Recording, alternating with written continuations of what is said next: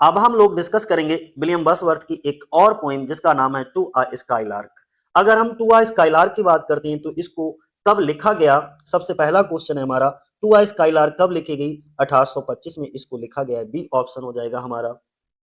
दूसरा क्वेश्चन है हमारा, the poem to a skylark published in, लेकिन ये पब्लिश कब हुई? तो 1827 में इसको पब्लिश कराया गया, ध्यान बनाए रखना। अगला तीसरा क्वेश्चन है, दी पोएम मेनली डिस्क्राइब्स दी, यानी कि ये जो पोइम है, कविता है, मुख्य रूप से स्काईलार्क जो एक पक्षी होता है तो किसकी उसकी विशेषताओं का वर्णन करती है। कैरेक्टरिस्टिक्स का मतलब होता है विशेषताएं, तो इस पोइम में मुख्य रूप से स्काईलार्क पक्षी की विशेषताएं बताई गई हैं।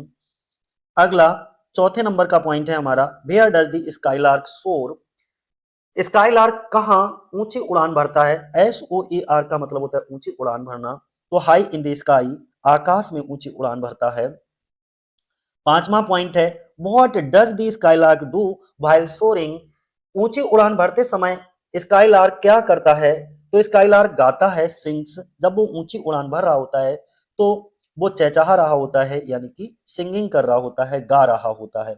Even while in the sky the skylark keeps its heart and I on it's nest on the ground, बोला गया है आसमान में होते हुए भी स्काईलार्क अपना दिल और नजरें जो है जमीन पर बने अपने घोंसले पर ही टिकाए रहता है। तो कौन सा हो जाएगा? Its nest on the ground, C option हो जाएगा हमारा।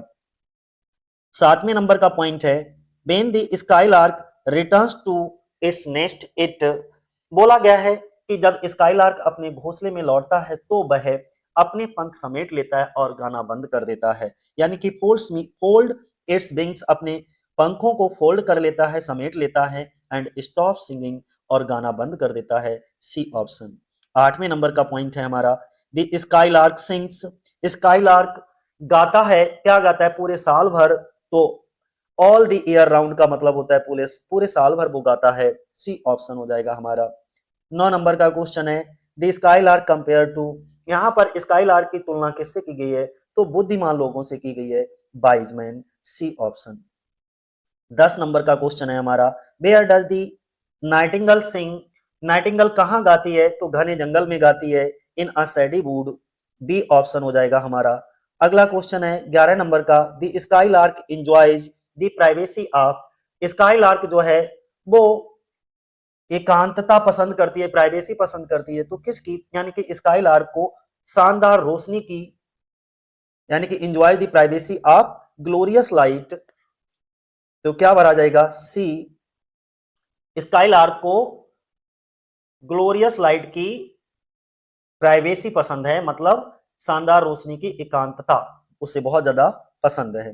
12 नंबर का क्या है, the skylark becomes a symbol of wisdom, ये जो स्काईलार्क है वो ज्ञान का प्रतीक बन जाता है, अगला सिंबल ऑफ विजडम कहलाता है। अगला 13 नंबर पे, what is the central idea of the poem, कविता का सेंट्रल आइडिया क्या है, कविता का मुख्य विचार क्या है? तो घर और स्वर्ग का मिलन, यानी कि union of home and heaven. 14 नंबर का क्वेश्चन है, ethereal minstrel pilgrims the pilgrim of the sky refers to, तो ethereal minstrel pilgrims of the sky का संदर्भ से है, किससे? स्काईलार्क से है, तो बी ऑप्शन हो जाएगा। किसके लिए बोला गया है? स्काईलार्क के लिए। 15 नंबर का क्वेश्चन है, देखो बोला गया है the skylark represent those who, skylark उन लोगों का प्रतिनिधित्व करता है जो ऊंची उड़ान भरते हैं लेकिन घर से जुड़े रहते हैं, ठीक है, soar high but remain connected to home. अब हम लोग डिस्कस करेंगे इसके वन लाइनर एग्जाम की पॉइंट। देखो इसके वन लाइनर एग्जाम की पॉइंट्स कौन कौन से हैं। सबसे पहले अगर हम बात करें, to a skylark is a poem by William Wordsworth, to a skylark जो पोएम है वो किसके द्वारा लिखी गई? विलियम वर्ड्सवर्थ के द्वारा। The poem is written in 1825, published कब हुई? 1827 में। The poem describe the characteristic, यानी कि इस पोएम के अंदर स्काईलार्क पक्षी की विशेषताएं बताई गई हैं। कैरेक्टरिस्टिक क्या होती हैं? विशेषताएं।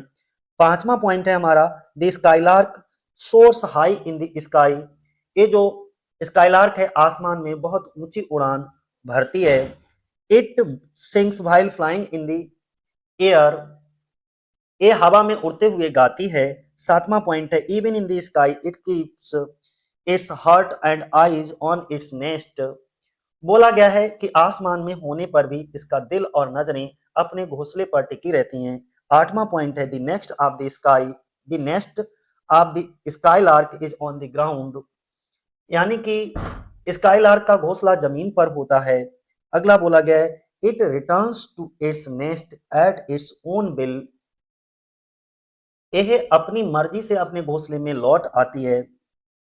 10 नंबर का पॉइंट देखो क्या बोला गया है the skylark folds its wings and stop singing at rest. आराम करते समय स्काईलार्क अपने पंख समेट लेती है और गाना बंद कर देती है।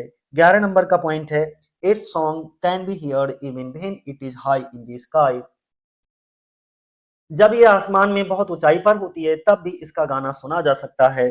अगला 12 नंबर का the skylark sings through out the year, skylark पूरे साल गाती रहती है। 13 नंबर का पॉइंट है it is compare to wise man on earth, इसकी तुलना धरती पर रहने वाले बुद्धिमान लोगों से की गई है। 14 नंबर का पॉइंट है the Nightingale sings in a shady would, बुलबुल यानी कि नाइटिंगेल किसी घने और छायादार जंगल में गाती है। 15 नंबर का पॉइंट है the skylark enjoys the privacy of bright glorious light, skylark तेज और शानदार रोशनी के एकांत का आनंद लेती है। 16 नंबर का पॉइंट है the skylark becomes a symbol of wisdom, skylark बुद्धिमानी का प्रतीक बन जाती है।